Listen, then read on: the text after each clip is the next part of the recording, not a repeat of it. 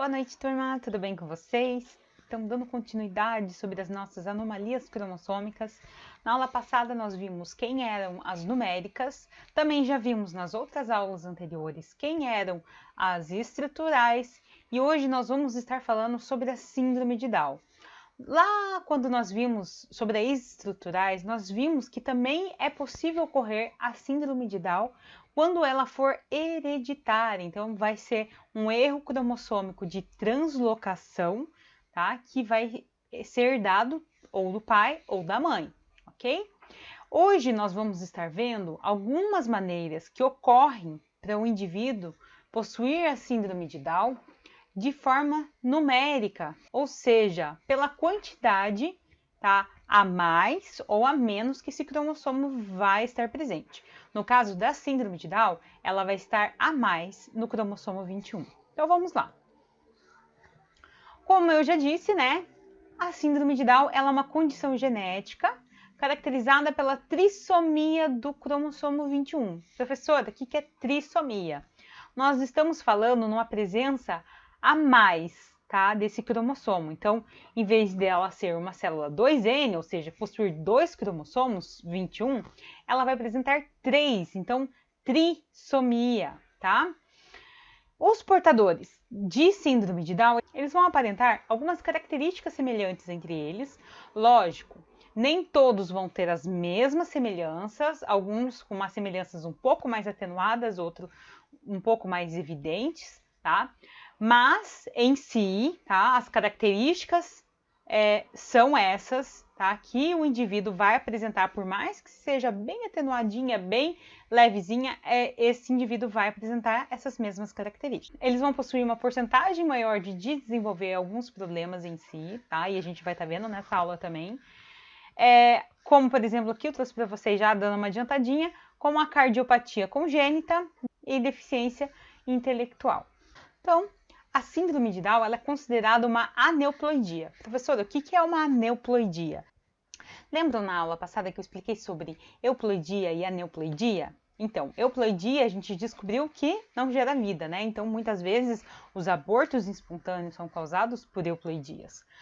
Há também as aneuploidias, que são as causadoras de síndromes, tá? E quando a gente está falando de síndromes, elas vão estar relacionadas aos números dos cromossomos, ou seja, quando há mais, lembra? 3N, 4N, 5N, quando eu estiver falando num número significativo desses cromossomos. Então, um exemplo, tá, dessa aneuploidia é a síndrome de Down. Por quê?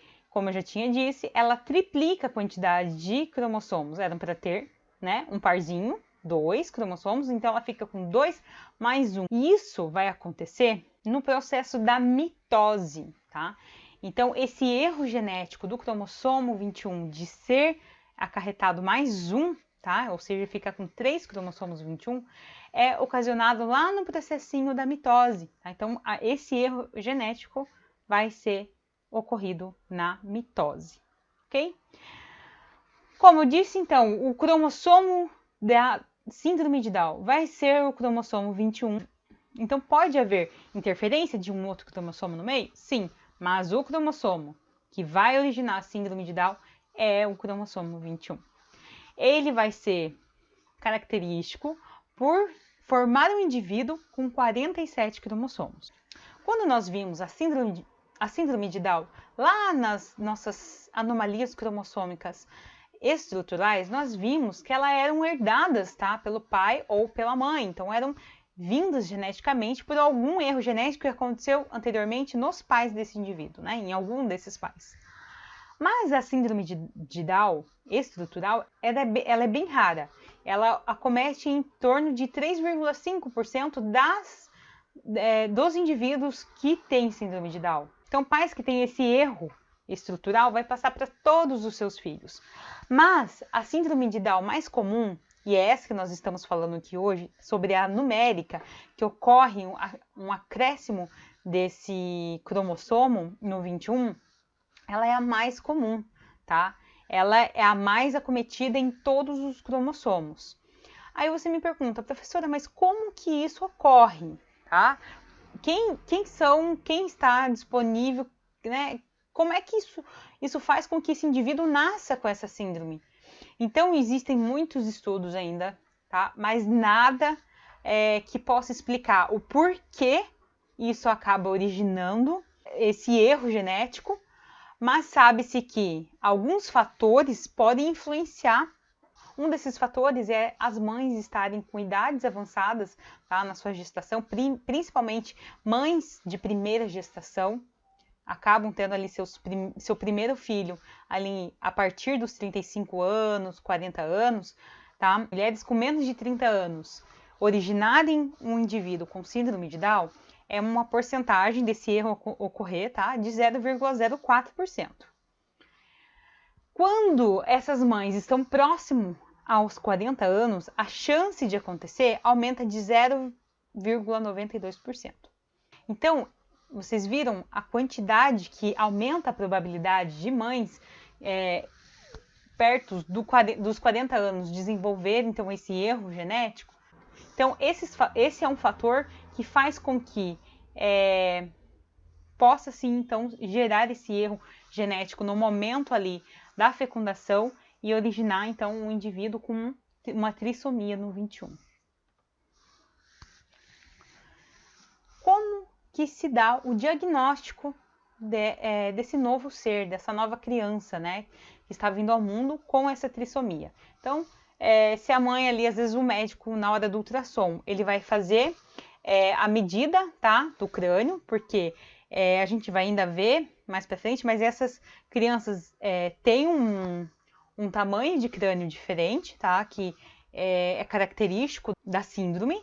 Então, é fácil, nesse momento, do médico identificar uma possível, tá, síndrome de Down. Então, ele vai ali por isso que ele mede todos os ossinhos, todas as perninhas, todos os dedinhos, né? O médico vai medindo tudo ali, o nenê, na hora que a mãe tá no momento ali da gestação. Então, ele vai fazendo toda a medida entre os ombros para ver exatamente isso, se há alguma síndrome acontecendo com aquele bebê ou é um bebê saudável, tá? Então, é possível de diagnosticar, então, a síndrome de Down a partir da 11ª à 14ª semana já é possível, então, essa identificação, tá? Então, a mãe já vai ficar sabendo, tá? Se essa criança vai estar com síndrome ou não. Também, né, se o médico ali, às vezes, tiver apenas uma desconfiança e não conseguir fazer o diagnóstico, né, com certeza, ele vai pedir um exame fetal para diagnosticar, tá? Vai ser feito, então, o exame do cariótipo desse feto para dar o diagnóstico correto, tá? Após também o nascimento, essa criança pode, através ali das características físicas, já é possível identificar se essa criança vai ter a síndrome de Down ou não, e também pelo exame do cariótipo, tá? É interessante também que quando a criança nasce com síndrome de Down, é importante os pais fazerem exames do seu cariótipo para saber se eles são portadores desse erro no cromossomo, que passa de filho para filho, que ele tem uma anomalia no cromossomo estrutural deles, então eles passam isso para o filho. Então, trouxe aqui para vocês verem como é que é o cariótipo, tá? Então, quando vai ser feito o exame de sangue desse indivíduo, para identificar o cariótipo, vai ser identificado o que, então, né? Para diagnosticar essa síndrome de Down. Vai ser identificado lá no cromossomo, um cromossomo a mais que está aqui admitido e não era para estar aqui, né? Então, isso aqui característica e confirma o diagnóstico de que o indivíduo tem a trissomia do 21. Professora, como é que é feito então esse exame exame cariótipo? Vai ser feito então, colhido o sangue, tá, periférico desse indivíduo. Esse sangue vai ser colocado no tubo de tampa verde com heparina sódica. Esse sangue deve ser coletado em pessoas adultas de 4 a 8 ml e em crianças de 2 a 4 ml, tá?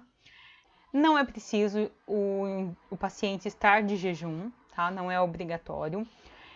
O tempo dessa entrega, então, após ser coletado. Então, às vezes, muitos laboratórios não fazem esse exame. Então, às vezes, para ser levado para um outro laboratório que faça esse exame, deve estar bem embalado, etiquetado, tudo certinho, conservado numa temperatura de 2 a 8 graus, até no máximo de 48 horas. após isso, tá, não é possível identificar, ser feito o exame. Tá? Então, o correto é esse sangue chegar ali no prazo de 24 horas, tá? Mas ele pode permanecer até 48 horas. Nós temos, então, 3 tipos de síndrome de Down que podem ocorrer, tá? A primeira a gente viu lá nas estruturais, e eu não vou repetir ela, né, porque a gente tem comentado bastante sobre ela já. Então, é a síndrome de Down por translocação estrutural. E as que a gente vai ver hoje aqui, tá, que as outras duas, que são numéricas, elas são trissomias, tá, simples, conhecido como trissomia simples e mosaico. A trissomia simples é essa que eu falei para vocês, tá? Que vai vir um cromossomo a mais no 21, ele vai ter 3 cromossomos. Tá? E por que eu enfatizei mais ela? Porque ela é 95% de todos os casos de síndrome de Down vai ser a trissomia, tá? Esse indivíduo vai ter um cromossomo a mais no seu cariótipo, tá? No seu cromossomo 21. Então, vão ser 3 cromossomos 21 que vão estar ali. Então, essa é a síndrome mais comum, mais acometida, tá? O mosaico, ela é a forma mais rara de todos, até inclusive a estrutural que nós tínhamos visto, né, por translocação, que era rara, essa aqui, mosaico, ela é raríssima. Elas são cerca de 1 a 2% dos casos que existem de síndrome de Down. Então, nesse caso, esse indivíduo, ele vai ter os 23 cromossomos, que vão dar origem aos 46 cromossomos, só que nas próximas divisões celulares que esse indivíduo, né, for ocorrer, vai ocorrer a não disjunção do 21. E esse indivíduo vai acabar apresentando 47 cromossomos pela não disjunção. Lá na telófase, lembra? Não vai fazer a disjunção desses cromossomos. E esse indivíduo vai ficar com 47 cromossomos, ou seja, vai ficar com 3 cromossomos no cromossomo 21, tá? Por esse momento dessa não disjunção. Então, esse indivíduo, ele vai apresentar algumas células que vão ter 46, vão estar sadias, vão estar certas, e outras células vão estar com 47 cromossomos. Então, esse é um indivíduo ali que vai apresentar